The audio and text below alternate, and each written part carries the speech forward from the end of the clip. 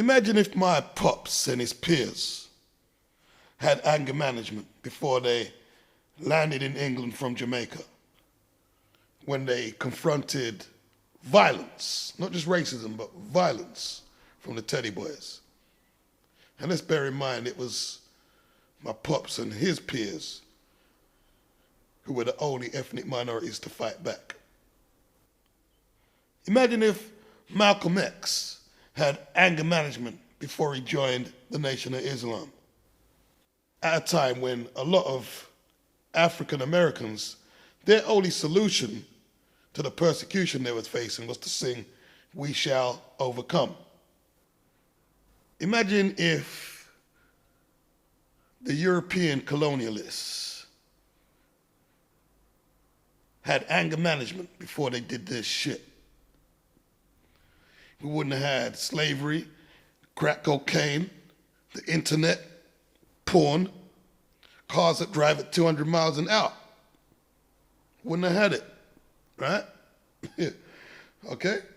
So when the WBC is telling me that they're banning Derek Chisora indefinitely until he gets anger management, leads me to ask, how realistic is it to expect two men who train and practice to throw punches with the objective to incapacitate the other, not to at least, on occasion, take that same warrior spirit that they display in the ring and do the same thing outside the ring?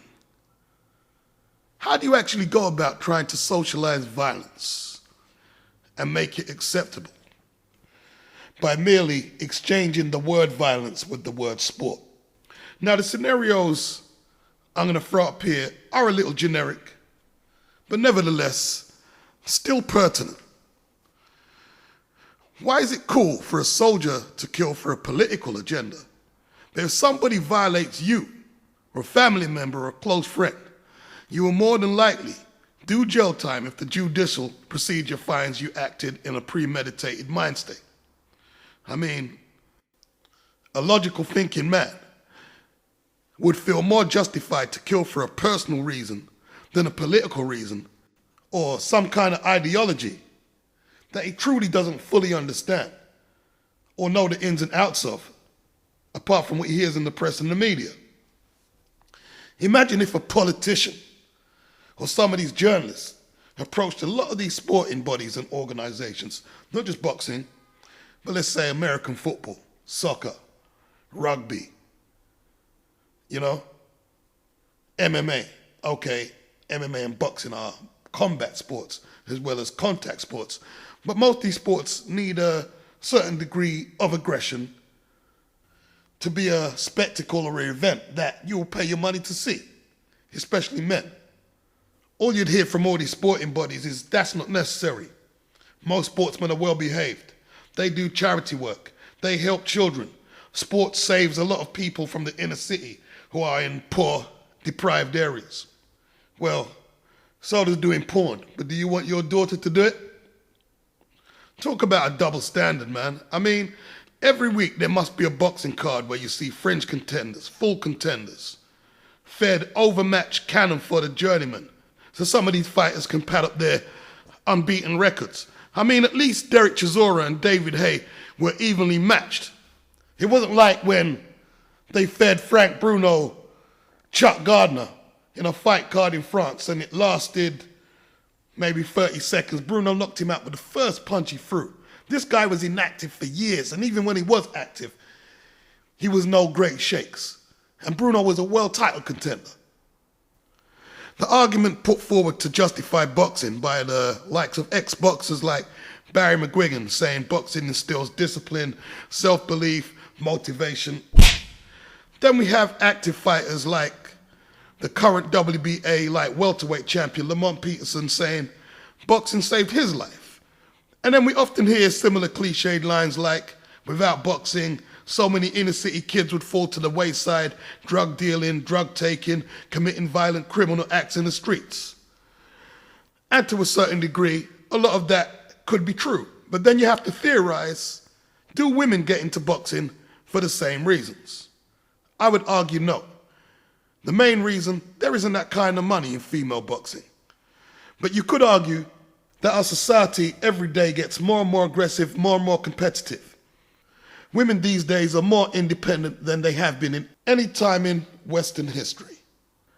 So it could only be natural that they're enticed into getting involved with more male-orientated endeavors, such as boxing, such as MMA, kickboxing, running their own business, having multiple sex partners, as opposed to being in a monogamous marriage or relationship, which are normally domains that males dominate. Okay then, let's take the generic argument at face value that these young men's living conditions are so foul, they're forced to participate in a sport where the objective is to incapacitate your opponent by a KO. How do we validate that? How do we justify that? Every time a boxer goes in the ring, he risks his life. I remember someone in the medical profession saying every time a boxer is KO'd, there's a concussion incurred. If the press and media are so concerned about morality, wouldn't the question be broadened into why are so many children brought up in impoverished conditions where they have to sell drugs, take low-paid jobs, live in foul conditions where they're getting shot, knifed and stabbed, and kids ain't even safe to walk to school, not even guaranteed a job when they leave school? Who in the press is questioning how many guns have come into the community? I remember there was a time in London, there was virtually zero gun crime, and it wasn't too long ago. Now all of a sudden, shot all the time. Why is that? I grew up in Tottenham, Broadwater Farm. Tottenham is where both of the rats are if you're not from the UK, right? And I remember when the crack epidemic started in the 80s. And I know a lot of these cats, I can't really do no dry snitching, but basically they'd be on the front line trading their crack. Police would drive right past and do nothing. I saw some of the people I used to associate with, I wouldn't call them friends, I didn't have much friends growing up there. I mean, just people you associate with, doing 4 burglaries a day to support their habit. I'm not joking, I'm not lying, I'm not exaggerating, I've got no need to. It's truth. The amount of times I see women run up to me, yo, you know when I can get some crap from them, and I think, rotted, man. And I used to play football in a youth club at Highgate, which is a more affluent suburban area. And it was nothing like where we live for the kids there. Nothing like it. Nothing like it. I remember when the highest ranked officer in Stoke Newington blew his brains out when it was coming on top, that he was a big part in some cocaine ring. I remember all these things, man. I remember all these things. Then you got multi-corporate shareholders and bosses paying themselves ridiculous bonuses. You got bankers frivolously investing people's money, and just it's you know, press don't really fuck with that shit because we know where pockets are getting lined. We know. What about the MPs and their expenses? Remember the scandals about that in 2009, 2010?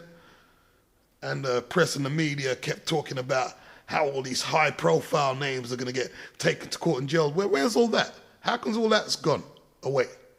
See, all they're really dealing with is sensationalism journalism, where it's just a headline to grab you. None of these people have an affinity with the public or any kind of ethics, despite what they're saying. It's easy for them to skip from sensationalistic headline to sensationalistic headline in an unflinching, dehumanizing manner. It's easy for them because they're getting paid. Now let's get back to the boxing. Kids are allowed to box from when they're infants.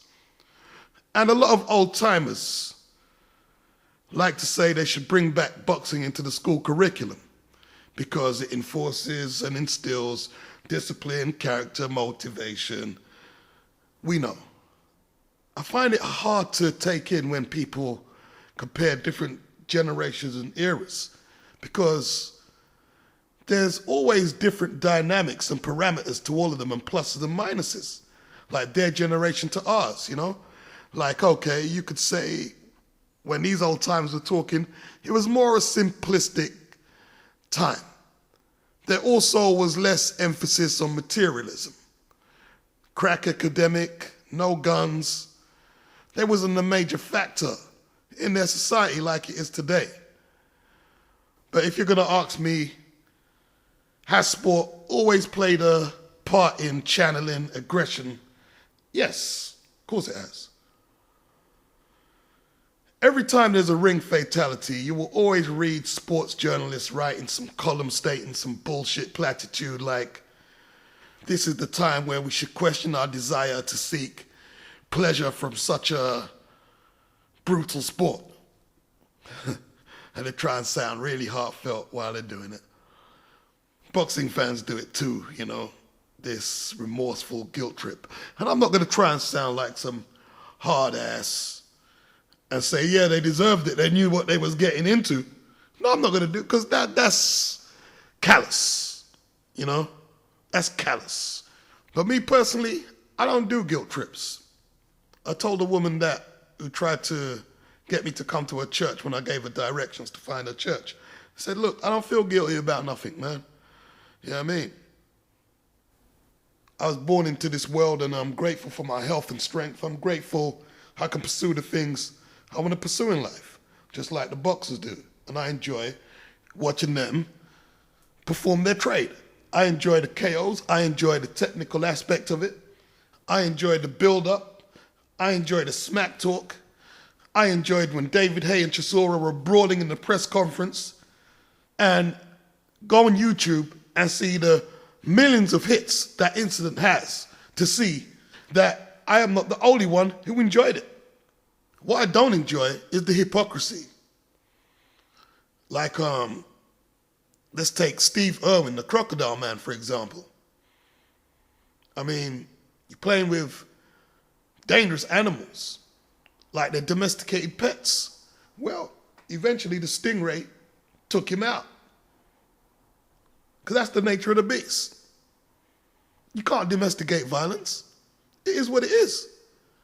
Anyone who believes they could confine the violence that happens in an octagon or boxing ring to stay in the octagon and boxing ring and not spread further into society is lying to you. And they're lying to themselves. The reason I can't take the hypocrisy is because these people in the press know that there have been studies done that if you discipline your child with violence, more than likely, they're going to become violent themselves, or at least have violent traits.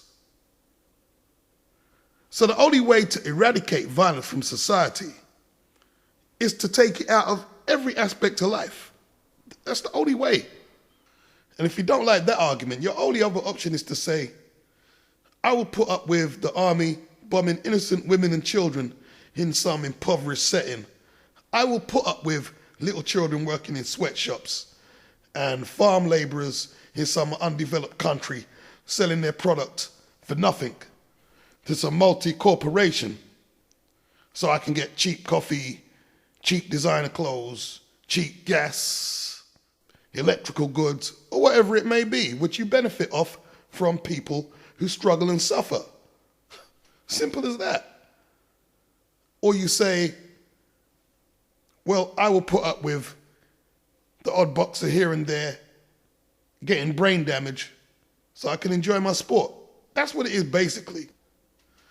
And I'm aware that I'm saying what I'm saying very graphically to make a point in the video. And I don't expect us to think as graphic as that in our day-to-day moves in life. I don't expect that. Or we'd never do anything.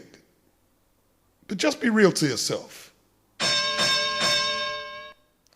Now, contrary to popular belief, a boxer cannot be charged for using his hands as a lethal weapon outside the ring. But Shannon Briggs was ordered to pay University of Miami lineman Brian Stinson $2 million after breaking Stinson's eye socket in a brawl. Would the courts have made such a judgment if Briggs wasn't a boxer? Again, the double standard that beggars belief. We're expected to believe that Shannon has some mystical off and on switch when he leaves the ring and when he enters it. But surely, someone like Shannon has been practicing his deadly arsenal of punches since either his early teens or early 20s. So even a school dropout like me has knowledge enough to realize that if Shannon is put into a volatile situation, he's going to revert to what he knows. What do you think he's going to do? Is it really fair to think that he's going to be the voice of diplomacy in a situation like that? Come on now. The other arguments for not banning boxing, pro boxing, is that it will be driven underground into fights being unlicensed. Well, that doesn't hold much weight. I remember Julian Jackson was fighting practically half blind for a quite large proportion of his career. What about Meldrick Taylor? I remember seeing one television interview where his speech was severely impaired and slurred. And believe it or not, some boxing commission in some states, somewhere in America, allowed him to fight after that interview I saw. And some of them obscure middle American states are not regulated at all, not properly anyway. I remember I used to pick up the boxing news and you'd have states like Oklahoma producing fighters who'd be having records like 50-0 and 40 knockouts, and you're thinking, yo, this must be a great fighter. And as soon as they fight anyone remotely world class, they get knocked out. Because the fighters they're building them up with shouldn't have had licenses. I'll just say that. And a lot of undeveloped countries have that same problem in their pro boxing. What has the WBC done about that? I remember reading about one of Roy Jones's early opponents when he was just coming up. There was some accusation or doubt whether this guy was a pro boxer with a license, and he still managed to get in the ring with Roy. Are you not entertained? Are you not entertained? Is this not why you are here? The noble art of boxing, let's face it, is a dangerous sport where a lot of fighters fight injured and hide their injuries to pursue their careers.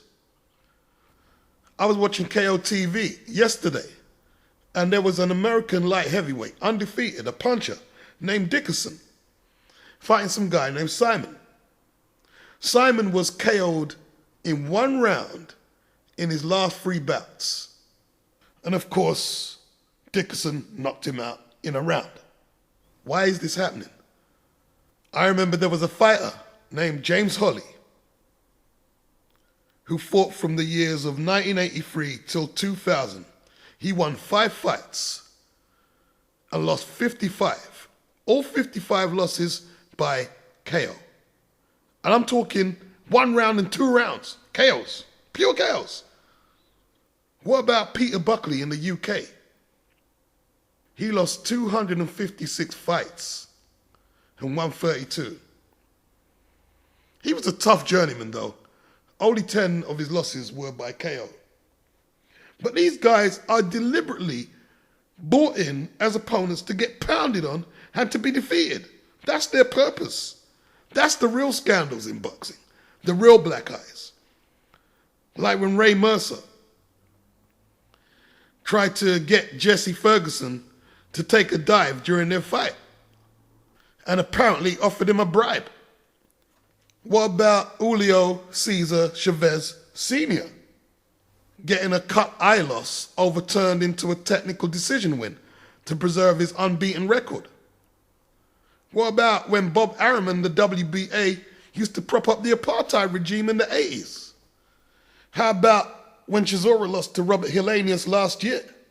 The British press didn't investigate or probe how the Finnish judges and the Finnish Boxing Commission allowed such an atrocious decision to take place. You see, a scandal is a scandal. And the press have the ability to put one scandal above another scandal, which isn't right. I mean, the British press have been sitting on the information that Stuart Pearce, who is a football player, racially abused Paul Ince in the early 90s.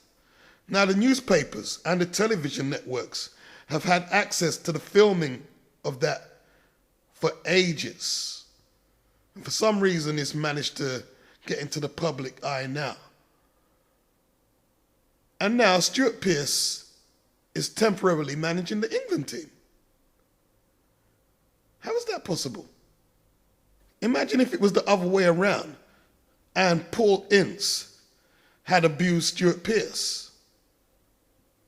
I wonder what Ince's chances would be of being the England football manager today. But since I'm spending a lot of this video playing the devil's advocate to the do's and don'ts of a lot of things, I'm not going to answer that. I'll let you do that. Now, if I was to ask somebody from the BMA, should you ban boxing? It's obvious they're going to answer yes. Their argument will be the brain injuries and it's not ethically right for society. I even remember one of these lobbies, it could have been the BMA, who proposed you could have boxing with no head punches, just body shots. I know most of you watching the video are laughing at even the notion of that, but the truth is these anti-boxing lobbies would probably try to eventually ban that too. So there's no point asking them. But who I want to ask is you, the boxing fan. I want to ask if you would ban boxing in exchange for a fairer society. Let's say a more even playing field. Let's say less cutthroat, less competitive, and not as violent.